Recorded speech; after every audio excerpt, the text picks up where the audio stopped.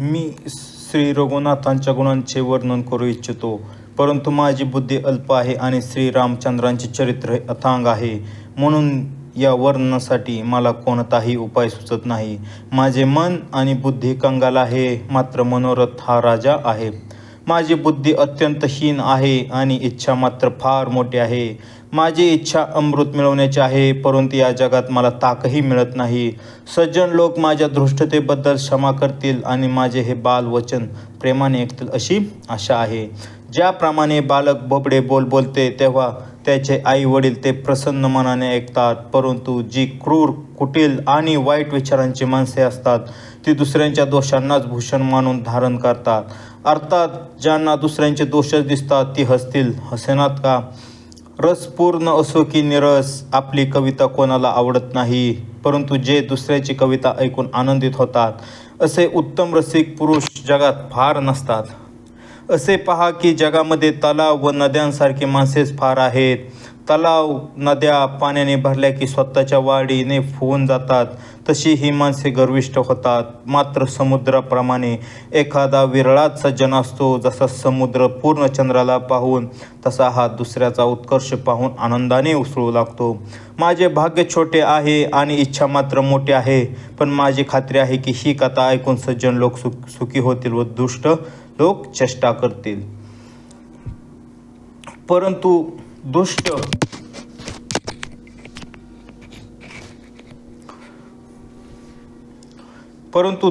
दुष्ट हसल्यामुळे माझे हितच होईल.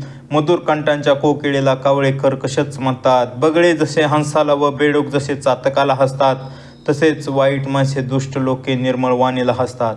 जे काव्याचे रसिकही नाहीत आणि ज्यांना प्रभू रामचंद्रांच्या चरणी प्रेमही नाही, त्यांना सुद्धा हे काव्य सुखद हास्य रसाचे वाटेल. अगोदर ही प्राकृत भाषेतील अवधी भाषेतील कृती आहे. दुसरे म्हणजे माझी बुद्धी भोळी भाबडी आहे, म्हणून ही रचना हसण्यासारखीच आहे. हसण्यामध्ये त्यांचा काही दोष नाही. ज्यांना प्रभू श्रीरामांच्या चरणी प्रेम नाही व चांगली समजही नाही, त्यांना ही कथा ऐकताना निरस वाटेल. ज्यांना श्रीहरींच्या चरणी प्रेम आहे, तसेच ज्यांची बुद्धी कुतर्क करणारी नाही, त्यांना श्री रघुनाथांची ही कथा खात्रीने गोड वाटेल. सज्जन लोक ही कथा आपल्या मनात श्रीरामांच्या भक्तीने सुशोभित मानून सुंदर वाणीने कौतुक करत ऐकतील. मी काही कवी नाही, वाक्यरचनेमध्येही कुशल नाही. मी तर सर्व कला व सर्व विद्यांनी रहित आहे. नाना प्रकारची अक्षरे, अर्थ, अलंकार, अनेक प्रकारची छंदरचना, भाव आणि रसांचे अपार भेद असतात आणि कवितेमध्ये तऱ्हेतऱ्हेचे गुणदोष असतात. यांपैकी काव्यविषयाच्या एकाही गोष्टीचे ज्ञान मला नाही. हे मी कोऱ्या कागदावर लिहून शपथेवर खरे खरे सांगतो. माझी ही कृती सर्व गुणांनी रहित आहे, पण यात फक्त एक जगप्रसिद्ध गुण आहे. त्याचा विचार करून चांगल्या बुद्धीचे व निर्मळ ज्ञानाचे लोक ही कथा ऐकतील. या कृतीमध्ये श्री रघुनाथांचे उदार नाम आहे, जे अत्यंत पवित्र आहे. ते वेद पुराणांचे सार आहे, कल्याणाचे धाम आहे आणि अमंगलाचे हरण करणारे आहे. पार्वतीसह भगवान शंकर सदैव त्याचा जप करतात. एखाद्या चांगल्या कवीने रचलेली अप्रतिम कवितासुद्धा रामनामाशिवाय शोभत नाही. ज्याप्रमाणे चंद्रासारख्या सुंदर मुखाची स्त्री सर्व प्रकारे विभूषित असली तरी ती वस्त्राशिवाय शोभत नाही, या उलट कुकवीने रचलेली व सर्व गुणांनी रहित अशी कवितासुद्धा श्रीरामांचे नाव व कीर्ती यांनी अंकित झालेली असेल तर बुद्धिमान लोक ती आदरपूर्वक सांगतात आणि ऐकतात, कारण संतजन भ्रमराप्रमाणे गुणांचेच ग्रहण करतात. जरी माझ्या या रचनेमध्ये कवितेमधील एकही रस नसला तरी यामध्ये श्रीरामांचा प्रताप प्रकट झालेला आहे. माझ्या मनात हाच एक विश्वास आहे, चांगल्याच्या संगतीमुळे कुणाला मोठेपणा मिळत नाही बरे. धूरसुद्धा धुपाच्या संगतीमुळे सुगंधित बनून आपला स्वाभाविक कडवटपणा सोडून देतो. माझी कविता नक्की वाईट आहे, परंतु हिच्यामध्ये जगाचे कल्याण करणाऱ्या राम कथारूपी उत्तम वस्तूचे वर्णन केलेले आहे, म्हणून हिलाही चांगलेच मानले पाहिजे. तुलसीदास म्हणतात की श्री रघुनाथांची कथा कल्याण करणारी आणि कलियुगाच्या पापांचे हरण करणारी आहे. माझ्या या निरस कवितारूपी नदीची चाल पवित्र जलाच्या गंगेच्या चालीप्रमाणे वेडी वाकडे आहे. प्रभू श्रीरामांच्या सुंदर कीर्तीच्या संगतीमुळे ही कविता सुंदर व सज्जन लोकांच्या मनाला आवडणारी होईल. स्मशानातली अपवित्र राखसुद्धा श्री महादेवांच्या अंगाच्या संगतीमुळे सुशोभित वाटते आणि स्मरण करताच ती पवित्र करणारी बनते. श्रीरामांच्या कीर्तीच्या संगतीमुळे माझी कविता सर्वांना अत्यंत आवडेल. ज्याप्रमाणे मलय पर्वताच्या सहवासामुळे कोणतेही लाकूड चंदन बनून वंदनीय ठरते, मग कोणी लाकूड म्हणून ते तुच्छ मानेल काय? गाय जरी काळी असली तरी तिचे दूध शुभ्र व गुणकारी असते असे समजून सर्व लोक ते पितात. त्याप्रमाणे लोकभाषेत असली तरी श्री सीतारामांची कीर्ती बुद्धिमान लोक मोठ्या आवडीने गातील व ऐकतील. मणी, माणिक आणि मोती ही जशी राजाच्या मुकुटावर व नवयुवतीच्या अंगावर शोभतात, तशी साप, पर्वत व हत्तीच्या मस्तकावर शोभत नाहीत. त्याचप्रमाणे सुकवीची कवितासुद्धा कुठेतरी उत्पन्न होते आणि इतर कुठेतरी तिला शोभा प्राप्त होते. अर्थात कवीच्या वाणीतून उत्पन्न झालेली कविता जेथे तिचा विचार, प्रचार आणि त्यात सांगितलेले आदर्श ग्रहण केले जातात व त्यांचे अनुसरण केले जाते तेथेच ती शोभते. कवीने स्मरण करता त्याच्या भक्तीमुळे देवी सरस्वतीसुद्धा ब्रह्मलोक सोडून धावत येते. धावत आल्यामुळे सरस्वती देवीला आलेला थकवा रामचरितरूपी सरोवरमध्ये स्नान केल्याशिवाय इतर कोट्यावधी उपाय केले तरी दूर होत नाही. कवी आणि पंडित आपल्या मनात असा विचार करून कलियुगातील पापांचे हरण करणाऱ्या श्रीहरींच्या कीर्तीचेच गायन करतात.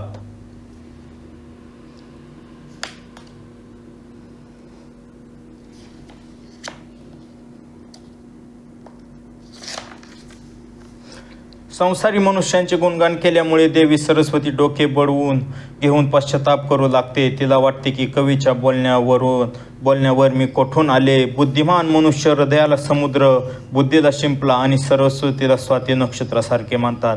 या प्रसंगी जर श्रेष्ठ विचाररूपी जलाचा वर्षाव झाला तर कविता मोत्यासारखी सुंदर बनते. त्या कवितारूपी मोत्यांना युक्तीने छिद्र पाडून तसेच त्यांना रामचरित्ररूपी सुंदर धाग्यामध्ये ओवून सज्जन लोक आपल्या निर्भळ हृदयात धारण करतात. त्यामुळे अत्यंत अनुरागाची शोभा उजळते, त्यांना अतिशय प्रेम लाभते. जे घोर कलियुगात जन्मले आहेत, ज्यांची कर्मे कावळ्यासारखी आहेत परंतु वेश हंसासारखा सोज्वळ आहे, असे ढोंगी आहेत. जे वेदविभीत मार्ग सोडून कुमार्गावर चालतात, जे कपटाची मूर्ती आहेत व कलियुगातील पापांची भरलेली भांडी आहेत, ते लोक आपणास श्रीरामांचे भक्त म्हणून घेऊन लोकांना फसवतात. जे धनलोभ, क्रोध आणि कामाचे गुलाम आहेत, जे धांगडधिंगा घालणारे, धर्माचा मिथ्या झेंडा फडकवणारे ढोंगी आणि कपटी धंद्याचा भार वाहणारे आहेत, जगातील अशा लोकांमध्ये सर्वात प्रथम माझी गणना होणार आहे. जर मी आपल्या सर्व अवगुणांचा पाडा वाचू लागलो तर कथा फार वाढेल आणि मला पलीकडे पोहोचताही येणार नाही. म्हणून मी फारच थोड्या अवगुणांचे वर्णन केले आहे. यावरून शहाणी माणसे थोडक्यात जाणून घेतील. माझी अनेक प्रकारची विनंती समजून घेऊन कोणीही ही राम कथा ऐकून मला दोष देणार नाही. यावरही जे संकेत घेतील ते तर माझ्यापेक्षा जास्त मूर्ख आणि बुद्धीने दरिद्र होत.